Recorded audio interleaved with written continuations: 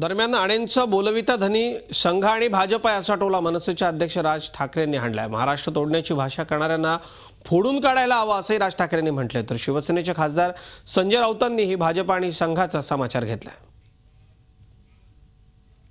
आता हा जो किडा त्यांनी जो टाकलेला आहे, जे पिल्लू सोडलेलं आहे त्यांनी, हे आता मराठवाड्यामध्ये छोटे छोटे नेते उभे करतील आणि त्यांच्या तोंडून हे वदवायला सुरुवात करतील। हे यांचं जुनं धोरण आहे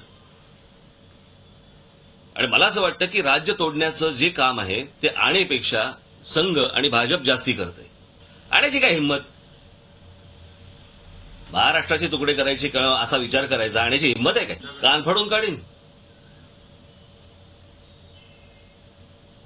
काय? गंमत वाटली आहे ना महाराष्ट्र तोडायचा? यांची राजकारण करण्यासाठी म्हणून तुम्ही राज्यांमध्ये तुम्ही सगळीकडे मराठी भाषा बोलणारे लोक त्यांच्यात तुम्ही फूट पाडतात। महाराष्ट्राच्या वाटेला जो जाईल त्याची हीच हालत होईल। त्यांनी राजीनामा दिला नसून त्यांना द्यावा लागला।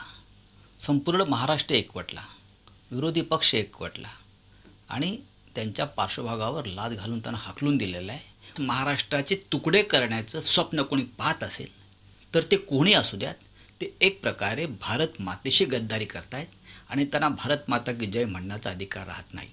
तुम्ही संघाचं नाव घेताय, संघ हा आम्ही असं मानतो की प्रखर राष्ट्रवादी आहे असं आम्ही मानतो, पण त्यांनी जर ही भूमिका घेतली असेल तर त्यांना छत्रपती शिवाजी महाराजांच्या महाराष्ट्राविषयी किती आत्मीयता आहे हे तपासावं लागेल।